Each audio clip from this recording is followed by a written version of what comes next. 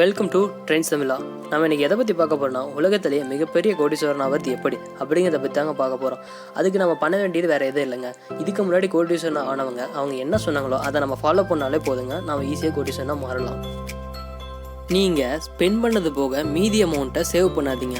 Save பண்ணது போக மீதி அமௌண்ட்டு தான் ஸ்பெண்ட் பண்ணணும் அப்படின்னு சொல்கிறாரு. இதுலேருந்து அவர் என்ன சொல்ல வர்றாருன்னா, நீங்கள் ஃபுட்டு, ஷெல்டர், கிளாத்ஸ் அதுக்குன்னு சொல்லிட்டு தனி அமௌண்ட்டை ஸ்பெண்ட் பண்ணுற மாதிரி சேவிங்ஸுக்குன்னு சொல்லிட்டு உங்களோட சேலரியிலேருந்து சில பர்சன்டேஜை ஸ்பெண்ட் பண்ணணும்.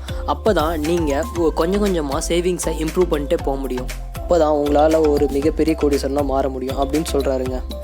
நெக்ஸ்ட்டு, நீங்கள் ஒரே ஒரு இன்கம்மை மட்டும் டிபெண்ட் பண்ணி இருக்காதீங்க, இன்னொரு சோர்ஸை க்ரியேட் பண்ணிக்காங்க அப்படின்னு சொல்கிறார். இதிலேருந்து அவர் என்ன சொல்ல வர்றாருன்னா, நீங்கள் இன்கம் அதாவது உங்களோட சேலரியை மட்டும் டிபெண்ட் பண்ணி இருக்கக்கூடாது, சைடில் ஒரு பிஸ்னஸ் பண்ணணும் அப்படின்னு சொல்கிறாங்க. அப்போ தான் உங்களால் அந்த சேலரி இல்லாத டைம்லேயும் இந்த வேர்ல்டில் உங்களால் சஸ்டெயின் பண்ண முடியும்.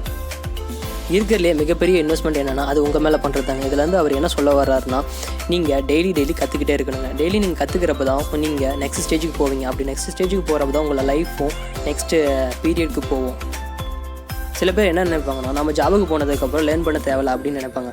ஆனால் அப்படி இல்லைங்க. நீங்கள் ஜாபுக்கு போனதுக்கப்புறம் லேர்னிங் லைஃப்னு ஒன்று ஸ்டார்ட்டே ஆகுது. ஸோ டெய்லி நீங்கள் ஏதாச்சும் ஒன்று கற்றுக்கிட்டே இருக்கணும்னு சொல்கிறாருங்க.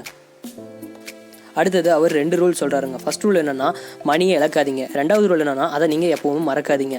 இதிலேருந்து அவர் என்ன சொல்ல வர்றாருன்னா, நீங்கள் எக்காரணத்தை கொண்டு உங்களோட மணியை இழக்கவே கூடாது.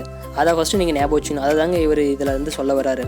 ஏன்னா நீங்கள் ஒரு மிகப்பெரிய பில்லியனராக மாறினா கூட கடைசியில் கீழே ஜீரோவுக்கு வரது கூட உங்களுக்கு வாய்ப்பு இருக்குங்க. ஸோ அதனால் நீங்கள் எக்காரணத்தை கொண்டு மணியை இழக்கவே கூடாது. அதை நல்லா ஞாபகம் வச்சுக்கோங்க. அப்போ தான் நீங்கள் ஒரு பெரிய பில்லியனர், ட்ரில்லியனராக மாற முடியும். அடுத்ததை பார்ப்போங்க. இருக்கிறதுலே மிகப்பெரிய சந்தோஷமான மனிதர் என்ன பண்ணுவாங்கன்னா, அவங்க ஒரு பெஸ்ட்டு திங்ஸை எதிர்பார்க்கவே மாட்டாங்க.